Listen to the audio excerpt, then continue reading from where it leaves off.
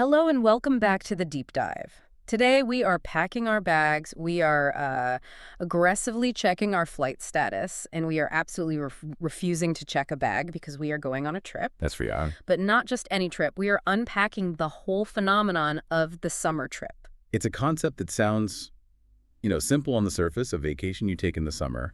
But when you really, really dig into the psychology of it, especially with the source material we're looking at today, it represents something so much deeper. Oh, yeah. It's a ritual. It's like a transformative space where the rules of regular life just don't apply. It's a suspended reality. Exactly. It's that feeling where, calories don't count, money feels like monopoly money, and you can be a slightly better, maybe cooler version of yourself. For sure. And to guide us through this, we were looking at a stack of notes, articles, and specifically a really deep analysis of Emily Henry's case study, People We Meet on Vacation.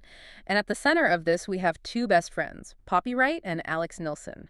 And right off the bat, if you look at the profile of these two, you would never, ever put them together. I mean, if you ran a compatibility algorithm on them, the whole system would just crash. Oh, absolutely not. No chance. They are the definition of the odd couple. We're talking diametric opposites. On one side, you have Poppy. She is chaotic, she's loud, she's living this big life in New York City as a travel journalist for Rest Plus Relaxation magazine. Hair plus R, yeah. She wears these neon 70s jumpsuits and thrift store finds that just, they make people stare. She is a walking exclamation point. And then you have Alex. He's a high school English teacher. He actually stayed in their small Ohio hometown. He wears khakis. Khakis. We'll be talking a lot about the khakis. So many khakis. He eats healthy. He exercises at 5:30 in the morning. And the source is specific. He does it to manage his anxiety. Right. He literally creates spreadsheets for fun. He is, as you said, a walking period. A full stop. And yet, somehow, for a decade, these two have taken 1 week every single summer to travel the world together. Until 2 years ago. Until 2 years ago. And that's the current stakes of our deep dive today.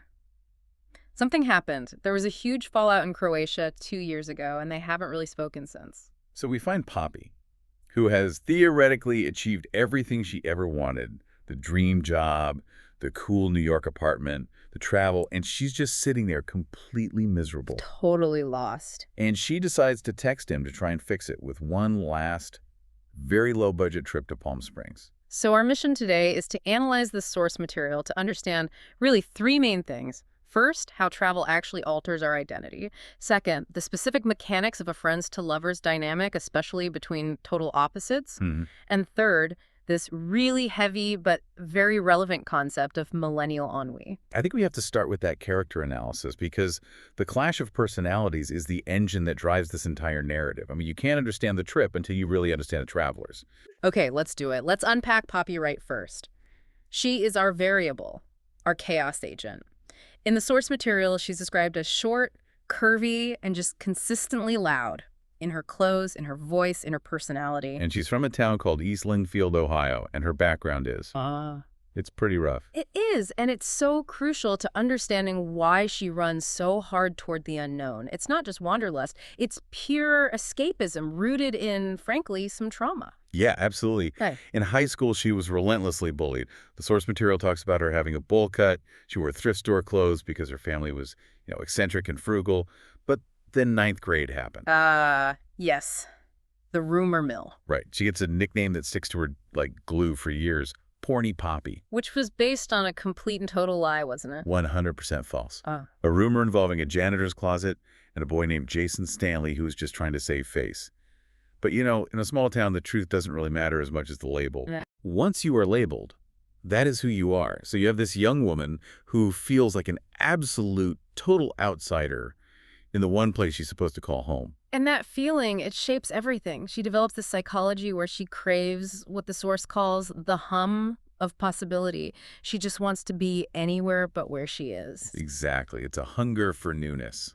It's interesting because she describes herself as someone who likes things. She's adventurous, she's messy. She famously dropped out of college to pursue this dream of travel writing. She's desperate to feel something. Yeah. She treats experiences like they're oxygen, If she isn't consuming a new place, a new food, a new person, she feels like she's completely suffocating. That's a great way to put it. Yeah. She's chasing sensation. She believes that if she just keeps moving, the shame of porny poppy can't ever catch her. Now let's contrast that with Alex Nilsen, our control group in this little experiment. He is from the rival town, West Linfield. The Hatfields and McCoys of Ohio. Precisely. He's described as tall, broad, handsome, but just so stoic. And his background is the complete inverse of Poppy's. It's defined by tragedy and a huge amount of responsibility. Right. While Poppy was running wild just to escape, Alex was forced to stand completely still and hold everything and everyone together. He's the oldest of 4 brothers, and his mother died during childbirth with the youngest. And that right there, that is a foundational trauma. It's the kind of event that shapes every choice you make for the rest of your life. So he was raised by a grieving, anxious father. Alex had to become the rock. He had no choice. None. He had to be the responsible one. He didn't have the luxury of being messy or chaotic. I mean, if Alex messed up, the whole family could fall apart. If Poppy messed up, she just got a detention. The stakes were just totally different. Which completely explains the khakis. It explains the khakis. It explains the routine, the intense dislike of change. He wears khakis because they are durable and they match everything. He actively removes variables from his life because his life started with the ultimate, most tragic, unpredictable variable, death. It's so sad when you frame it that way. But what's fascinating here and what makes him so compelling is that the source material shows he has these very specific, hilarious quirks that completely break that stoic mold. He is not a robot. Not a... He's a suppressed comedian. That's what the notes call the secret Alex, or my favorite, naked Alex. I love naked Alex. And to be clear, not usually literally naked. Not usually. We're talking emotionally stripped down. This is the guy who gets sloppy drunk on 1 beer, who sings karaoke to hearts alone with his whole chest. He has this incredibly dry, biting wit that just comes out of nowhere and catches you off guard. But before we get to the fun stuff, we have to look at his list of dislikes. Because Alex Nilsen is a man of very, very specific tastes. Oh, this is one of my favorite parts of the character file. Let's list them. The Alex dislikes. Number 1, he hates saxophones. Hates them. He says it ruins any song instantly for him. It's just too much. It's too emotive. It's too loud. It's too papa. Exactly. He hates Christmas music in May. I mean, that's reasonable. That one's fair. He hates cover songs. He thinks they're lazy. He hates public displays of affection.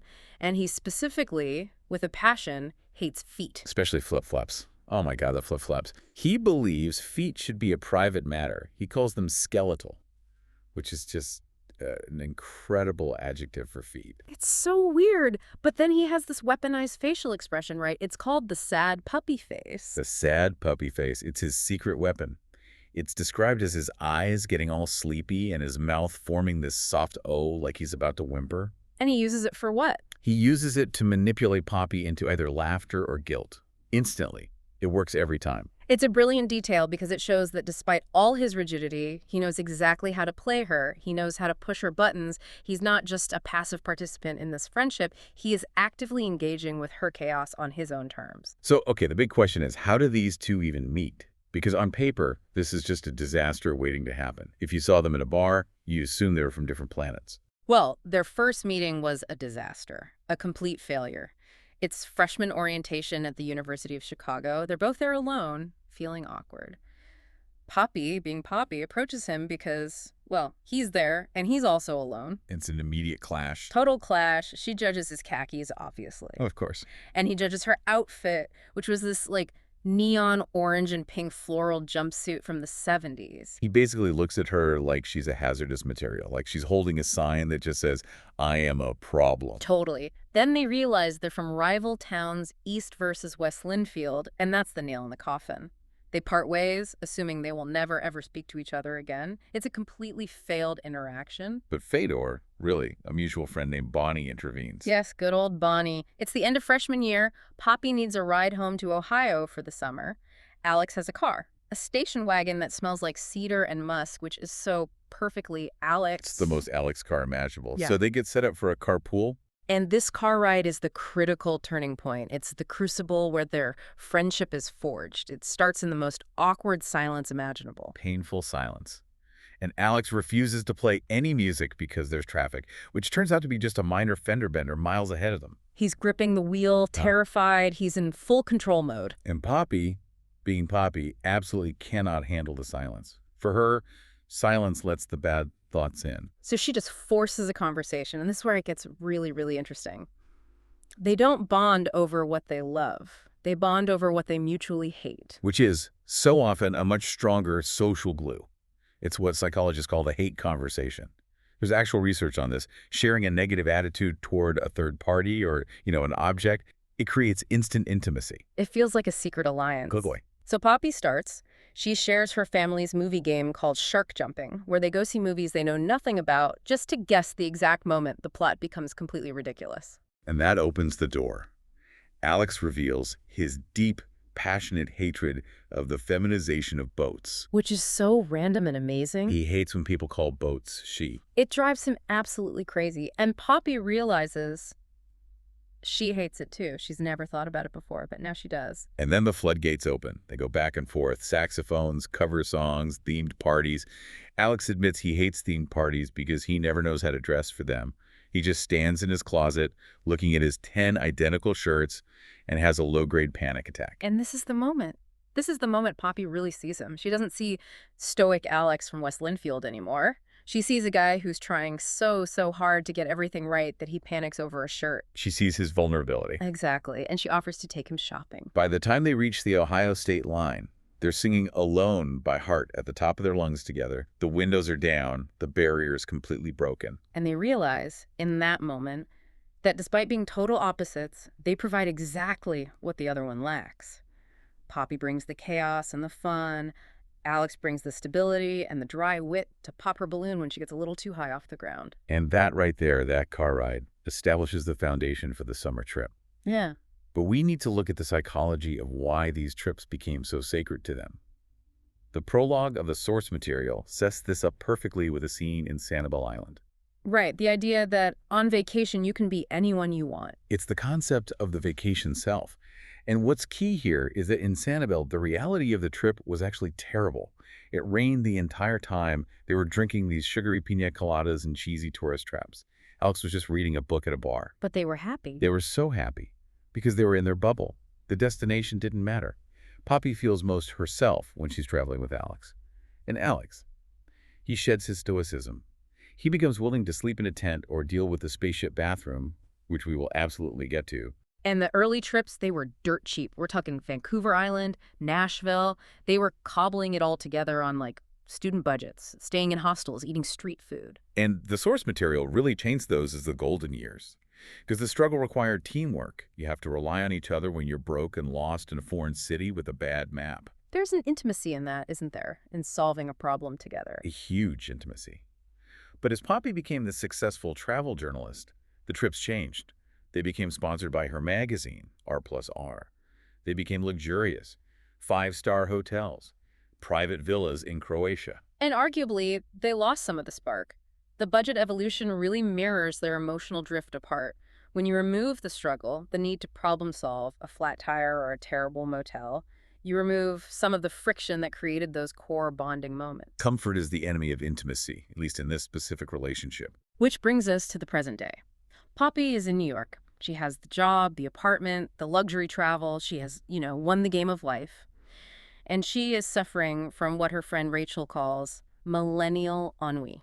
This is such a fascinating sociological concept that the text introduces. It's the depression that comes from completing your long-term goals and then realizing you've lost your purpose. You have nothing left to strive for. Exactly. Poppy says she misses the wanting. She misses the hunger she had when she was broke and just trying to make it. It's that classic feeling of, okay, I climbed the mountain, now what? She's standing at the summit and it's just cold and lonely. And her friend Rachel, who is an influencer and has this very cynical worldview, tells her that contentment is a lie invented by capitalism. A dark but kind of interesting take. So Rachel advises Poppy to retrace her steps, to go back to the last time she was truly, genuinely happy. And Poppy has this epiphany. She realizes the last time she was happy was 2 years ago in Croatia with Alex. Before the fallout, before the big silence. Right. But they haven't spoken, other than these, stiff happy birthday texts. So she has to be the one to break the silence. And she stares at her phone, agonizing over what to text him. And then she accidentally, just through a slip of the thumb, sends one word, hey. The nightmare text. Just, hey. Yeah. It's so open-ended. It's terrifying. It could mean anything. But Alex replies. He just writes, "Hey," back, and then they immediately segue into this incredibly specific inside joke about his coworker, a woman named Mrs. DeLallo, who he thinks is stealing his sandwiches from the faculty fridge. I love this detail so much. It shows that their private language is still there. They haven't spoken in 2 years, but they immediately fall back into their shared rhythm. It's still alive. Yes. And he sends her a selfie of the sad puppy face. And just like that, the ice is broken. Poppy decides to take a huge risk and invite him on one last trip to try and fix whatever broke between them. But here's where the mission gets so complicated. Poppy lies. She lies. It's such a desperate move, but you totally get why she does it. She tells him that R+R magazine is paying for the trip, but she's actually paying for it all herself because her boss, Swapna, wanted her to go to Santorini or just stay home. And because Poppy wants to recreate the magic of their broke days to get their old groove back, she picks Palm Springs in the middle of summer. A truly disastrous choice. We call this section the anatomy of a disaster. Palm Springs in the summer is over 100 degrees. It is actively hostile to human life. It's an oven. It's an insane place to go on vacation in July. And because Poppy is trying to do this on a budget to mimic their old college days, she rents a car from a ceramicist named Sasha. It's a Ford Aspire. A car that, according to the text, smells like a butthole smoking a blunt. That description is it's just so visceral. And of course it has broken AC. And then they get to the apartment she rented, the Desert Rose. Which is a classic online rental bait and switch. Online, it looked boho chic and cute. In reality, the AC is stuck at 80 degrees or higher. And the host, this guy Nikolai, keeps telling them they're pushing it too hard whenever they try to lower it. You're pushing it too hard, honey. Nikolai is the perfect passive-aggressive antagonist here. He's awful. And there's construction noise next door starting at dawn. And the bathroom. We have to talk about the bathroom. The spaceship bathroom. It's a glass capsule in the middle of the one room. Who designs these things? What is the thought process there? It has to be someone who just fundamentally hates privacy.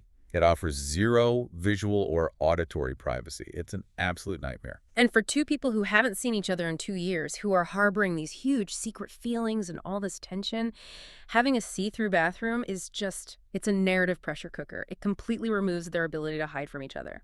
But the crucial element, the trope that really defines the romance genre and is used so expertly here, is the one-bed problem. The classic, there was only one bed, the online listing promised 2 beds, but in reality, it's 1 queen bed and a pull-out chair. A pull-out chair. Not even a sofa bed. A single chair that flattens into what is described as a migraine-inducing surface. So this forces physical proximity in a way that creates immediate palpable tension. They are sweating, they're uncomfortable, they're annoyed, and the Croatia incident is just hanging over them like this dark, silent cloud. And the heat itself plays such a huge role here. Yeah. The sensory details in the notes are overwhelming. They're described as being sticky, sluggish. The heat strips away their defenses. You can't be polite and formal when you feel like you are actively melting. Your brain just stops filtering things when you're that hot. Coolly. There's that scene at the pool, too. Like they try to escape the apartment, but the pool is just as bad. It's crowded with screaming babies. The water's too warm. It's not relaxing at all. But they have this moment where they're applying sunscreen to each other's backs. The sunscreen scene, another classic. Yeah. It's all about breaking the touch barrier in a way that's plausible. Right. And Alex is putting sunscreen on Poppy, and there's this moment where the what if just bubbles right up to the surface. The physical attraction that they've both been systematically ignoring for 10 years just smacks them in the face. And they both feel it, and they both immediately shove it back down. And then, because this is the trip from hell, Murphy's Law strikes again.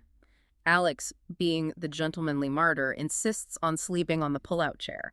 And the next morning, he wakes up with a severe back spasm. This is a pivotal narrative shift.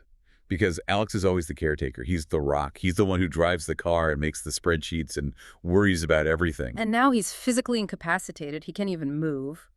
Poppy is overwhelmed with guilt because her attempt to recreate their broke days has literally physically hurt him. So she has to take care of him. She's fetching ice. She's getting him meds. She's helping him sit up. The roles are completely reversed, and it forces an even deeper, more uncomfortable intimacy on them. But before we see how that plays out in Palm Springs, we really have to look at the history of their romantic tension, because this isn't the first time they've been in a weird sleeping arrangement or had a moment of what if. Not even close.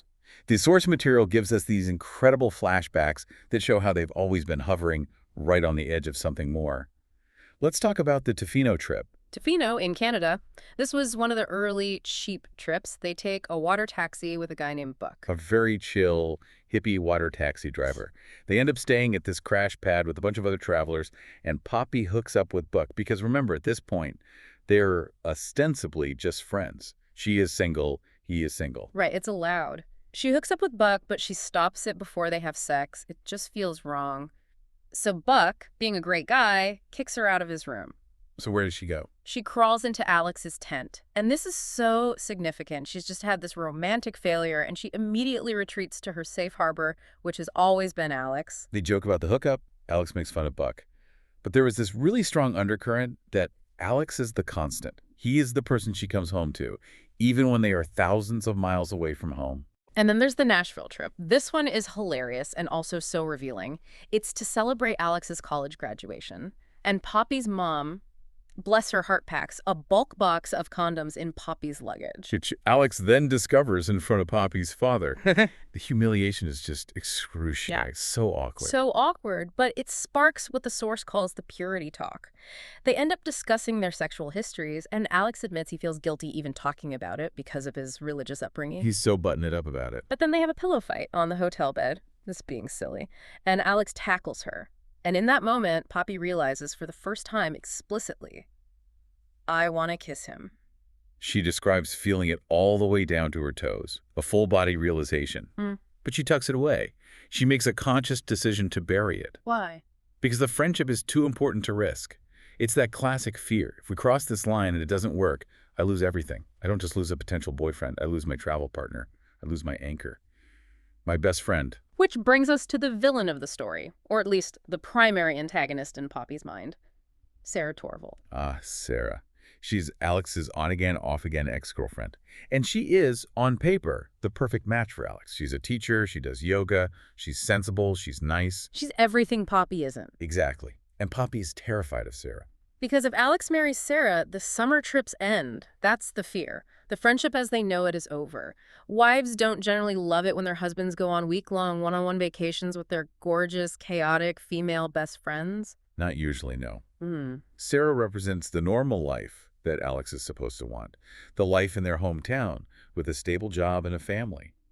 Poppy represents the chaotic, unpredictable alternative. And in Palm Springs, this comes up. Poppy asks about Sarah, and Alex is super evasive about it. He creates this mystery around his current relationship status. Which just ramps up the jealousy and the tension another 100 degrees as if they needed that in the desert. But I want to zoom out for a second to the broader themes here, because this isn't just a romance. It's a pretty sharp commentary on social media versus reality. This is a huge part of Poppy's professional and personal arc. Poppy's job is literally to sell aspiration. She sells the idea of travel. We see this contrast so clearly with the Sanibel photo. Right. She posts a picture on Instagram where she looks ecstatic, laughing in the rain. But the reality of that moment was Alex shouting directions in a horrible storm, and then both being cold and miserable and lost. It's the highlight reel versus the messy, behind-the-scenes footage. And Alex critiques this heavily throughout the source material. He calls it the uncanny valley of fake perfection online. He hates the CGI influencer look where everything is too smooth, too perfect. This theme plays out perfectly in the Palm Springs apartment, too. It looked perfect online, bright, airy, 2 beds. The reality is scorching heat, broken AC, construction noise, and a see-through toilet. It's a perfect metaphor for Poppy's life, isn't it? Her life looks perfect on Instagram. The glamorous New York job, the constant travel, the success. But the reality is this deep, isolating millennial ennui. Precisely. And it connects directly to the theme of home versus away. Poppy fled Linfield because she felt so rejected by it. She sees the town as khakis, boring, plain, exposed. While Alex returned to Linfield, he finds comfort and purpose in the known. It's that fundamental tension between the leaver and the stayer. Poppy thinks leaving is what makes you interesting. Alex thinks staying makes you... What's the value in staying for him? Connected. Useful. He's taking care of his father and his brothers. He's teaching the kids in his community. There is a nobility and a value in staying that Poppy struggles to see because of her own trauma there. She thinks staying means giving up. And Alex thinks staying means showing up for the people who need you. So let's go back to Palm Springs. They are trapped in this broken apartment. The heat is unbearable. Alex's back is out. Poppy is now playing nurse. They are forced to rely on each other in this incredibly raw way. How does this finally break down their walls? Well, physically, the barrier is completely gone. You can't maintain a polite, safe distance when you are helping someone hobble to the spaceship bathroom or fetching them ice packs in a tiny studio apartment. No more pretending. No more pretending. Emotionally, it forces Poppy to stop performing. She can't be the cool, fun travel journalist when she's sweating through her clothes and dealing with an angry landlord named Nikolai. Nikolai, you're pushing it too hard, honey. Right. It forces them back to their factory settings. It forces them to be the Poppy and Alex from that very first car ride. Yeah. The two kids who bond over the shared disaster. And that's really the core of the summer trip psychology we talked about at the beginning. It's not about the destination. The destination is often a complete disaster. It's about the shared bubble they create together. Yes. The vacation self isn't activated by the location. It's activated by the person you're with. Poppy can only be her truest self, the wild, happy, unburdened Poppy, when Alex is there to witness it and ground her. And Alex can only be naked Alex, the one who sings karaoke and makes these biting jokes, when Poppy is there to pull it out of him. They complete each other's personalities. So what does this all mean for you, for the listener? Why should we care about two fictional millennials sweating in a broken-down Ford Aspire? Because it asks all of us to evaluate our own sources of happiness. We have Rachel's theory that completing your goals just leads to depression, that wanting something is a vital part of feeling alive. It's the journey, not the destination. Exactly. And Poppy has to learn that you can't just chase the next trip or the next career milestone. You have to find the person or the thing that makes you feel like your vacation self in your everyday, boring, non-vacation life. It's ultimately about vulnerability, isn't it? This whole deep dive isn't just about a vacation. It's about the incredible courage it takes to be vulnerable with the person who knows you best. Even if it's been 2 years, even if you're terrified they've moved on and don't care anymore. And it creates a really interesting question about what a soulmate really is. Yeah. It's not necessarily someone who is exactly like you. It's not your twin. No, not at all. It's someone whose specific weirdness complements your specific weirdness. Someone who hates the same very specific random things that you hate. Someone who also hates the feminization of boats. Exactly. It's about a deep compatibility of all the weird stuff under the surface. As we wrap up this analysis, I want to leave you with a thought. We spend so much time and energy curating our lives, like Poppy's perfect Instagram feed or Alex's carefully organized, khaki-filled closet. But the best moments in this story, and maybe in our own lives, are the uncurated disasters. The broken AC, the torrential rain in Sanibel, the back spasms. Because those are the moments where the facade just drops, where you have no choice but to be real. You can't pose for a perfect photo when you're having a back spasm on a pull-out chair. So here is a provocative thought for you to mull over. Is the perfect vacation actually about the location at all? Or is it simply about finding the person who allows you to be your vacation self, even when you are just sitting on a lumpy pull-out chair in your own living room? But maybe, just maybe, is that feeling of millennial ennui actually just a symptom of having prioritized the image of a life over the people in it? Are we so busy building the perfect-looking set that we forgot to cast the most important actors? That is the question. And if you have a friend you haven't texted in 2 years because of a stupid fight or just because you drifted apart, maybe send them a hey today. Just, watch out for the sandwich thieves. And maybe avoid the pull-out chair if you can. Definitely avoid the pull-out chair. Thanks for listening to The Deep Dive. We'll see you on the next trip. Safe travels.